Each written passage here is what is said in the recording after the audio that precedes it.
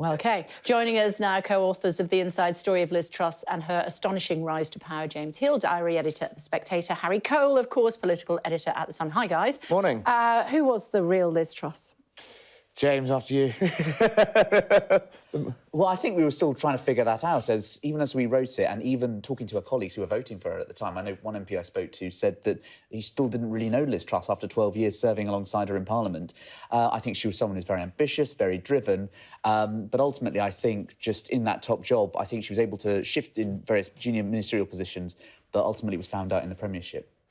Why did you want to write about her? It's a fascinating story, as you pointed out so eloquently during the campaign. She's a sort of walking contradiction.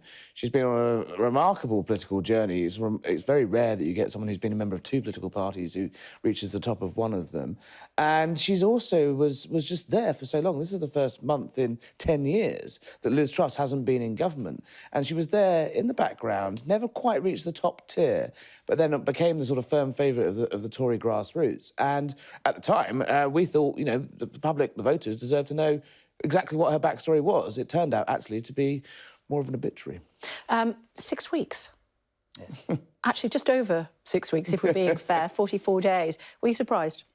I think we were surprised. I think, like most of Westminster, we thought that it would last up 2 years, up to the next election, like most of the MPs who voted for her. But on the other hand, I mean, looking back, the clues were there that it could always end in tears and end quite rapidly. She's someone who wanted to go things from day one, go at 100 miles per hour, and I think ultimately that proved to be her downfall, trying to do too much too soon. Yeah, I agree. She's seen David Cameron get bogged down by the Lib Dems. She's seen Boris Johnson get bogged down by COVID. Theresa May bogged down by Brexit. And then I think she basically thought, you know, I've only got 2 years. Turns out she only had 2 months. But she was going to do everything she wanted to do very quickly without really taking into account, actually, you know, if all of these things were such good ideas and were easy, perhaps previous Tory leaders would have done them. Factor in the death of the monarch right at the beginning of her premiership. Very unlucky, you might argue. You know, a massive upheaval for the nation. For them to throw loads more upheaval on that sort of disruption turned out to be a massive tactical error. Yeah, I mean, some might say that her tenure might not have lasted as long as 44 days if it hadn't been for the loss of Her Majesty. Yes, and I think that'll be something that's one for future historians to look at as well, which is how the Queen's death and the unique circumstances of that affected the mini-budget and timing around it, in terms of perhaps convincing some in number 10 and number 11 to go further than they otherwise promised in that campaign. And I think that was a very weird set of circumstances, which we'll be looking forward to finding more about. The normal rules of politics were suspended, and you might have thought that she could have spent that time to flesh out the ideas and actually look at them in the round. Actually, in a weird way, because there was the normal sort of checks and balances. Exactly, were suspended because it was such a weird time. Actually, she ended up going into the bunker even more and doing things even more restricted way, and the results were, well, as we saw. What was it that finally did for her? Was it that we trace it back to the mini-budget, or was it that absolute fiasco in the voting lobby when people were being manhandled? I mean, I think the mini-budget was that was it, basically, and the collapse of the fact that she U-turned on quite a radical prospectus. I think after that, we thought maybe she could last a year or so, like Theresa May did after that snap election. Ultimately, the fracking vote finished her off, but we were already thinking the original ending was going to be... It was the spark that, that brought it down. I think the problems were there. Once she'd fired a chancellor as well, I think that was a big mistake, because once they coordinated that mini-budget in lockstep together, and actually once that sort of wall of defence of the Chancellor had gone, she was the next in the firing line. And I think the Chancellor made that point quite clearly to her when he was being sacked, saying, you know, if you get rid of me, you're next. And she said, well, they're coming for me already, so what more can I do? It's a big gamble to try and bring Jeremy Hunt in to try and reverse some of those measures. But once you're ripping up the very prospectus that put you into power through the Tory membership vote, you know, what was the point of Liz Truss without the tax cuts? James, she told me during that debate that she had no skeletons in her closet. Does she? I think what we do is try and flesh out more of her as a personality, and I think some of the methods that saw her, obviously we're talking about the fall of Liz Truss, but I think the rise was equally instructive in terms of how she climbed that greasy pole, and I think what we're seeing now is a kind of re-evaluation of her whole career and how she got there, and I think some people have questions about that. I mean, we did a story on her time at Trade, sort of freewheeling around the globe, and I saw Emily Thornberry was going to raise questions to the House of Commons about some of the things we talk about there. And how much she spent as Foreign Secretary on travel. Yes, I mean, the job of Foreign Secretary is to get out there and promote promote Britain. She did it in a very unique style. Some would say quite undiplomatically. Others would say actually it was, the sort of radical way that things needed to be done. But she certainly had a good time while she was there. There's some lively bits of the book. Trade in the Foreign Secretary times are quite fascinating. Did she have an affair with her Chancellor? You have to read the book to find out exactly what they say about that. They say no. Both friends of the Chancellor, well, ex-Chancellor and friends of the ex-Prime Minister both insist they were nothing more than close political allies, long-term friends, the closest of allies, actually, and politically their fate was intertwined. We have to take them at their word on that one. What do you think, Jane?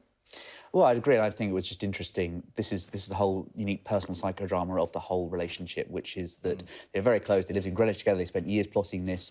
Probably one of the closest number 10, number 11 pairings we've ever seen. And then it all ended in tears. And I think we saw that in the interview that Talk TV did with Kwasi Kwarteng. Some of the, I think, anger and bitterness came across quite well. A bit of a plug there. I'll let you... One, no more.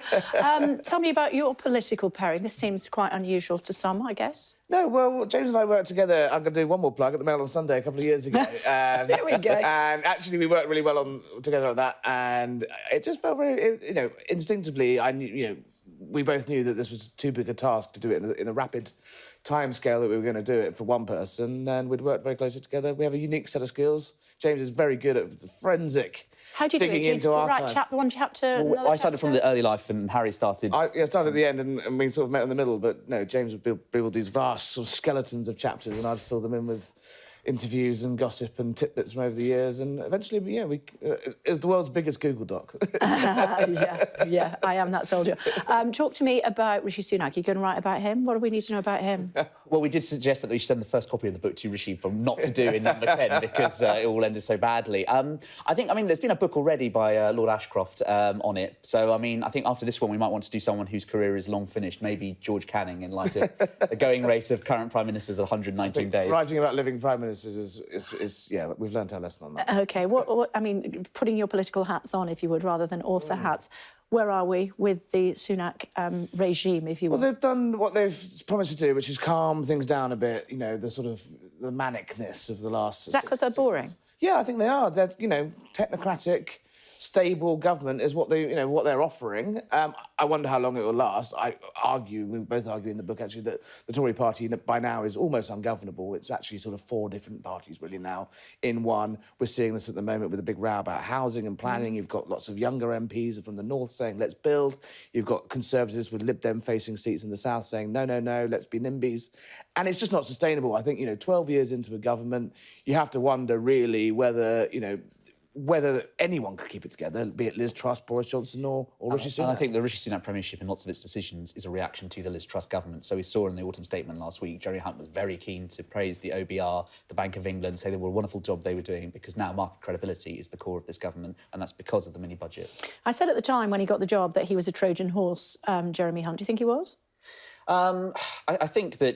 I think that was really the death knell, really, the fact that you're bringing Jeremy Hunt to replace Kwasi And then he brought in lots of other people who were from his side of the party. Yeah, I wouldn't necessarily... I think it was also about the political mission of Trussonomics was dead, really, at that point, and she wanted to come in and shake things up, and at that point it was only going to be surviving as a kind of Theresa May figure, rather than doing the radical stuff she wanted to do. I worry whether the government will be able to hold it together on Brexit, actually, now, because they're bringing in Jeremy Hunt, devout Remainer, at the time, has reignited that war. Whether it isn't now, of course. Whether it was intentional or not, and I don't think it was intentional, him as a figure to one wing of the party is like, a big red flag. And, all of a sudden we're talking about Brexit again, when actually that matter was seemingly settled. Here we go, and we will keep this clip and play it back to you whenever. Who's going to be the Prime Minister after the next election? I think it'll be Keir Starmer, and I think all the polling points to that at the moment. I've given up making predictions. Oh, come on. I wouldn't last very long in the job. Boris Johnson? But it's not going to be Boris Johnson, put it that way. Look, I think that Labour lead is soft. I think it's all to play for. I would just think that actually, 12 years on, the fag end of a government, is anyone really going to be able to govern that sort of Tory herd of cats? So you're saying Keir Starmer as well? I'm not necessarily saying Keir Starmer either. Who are you?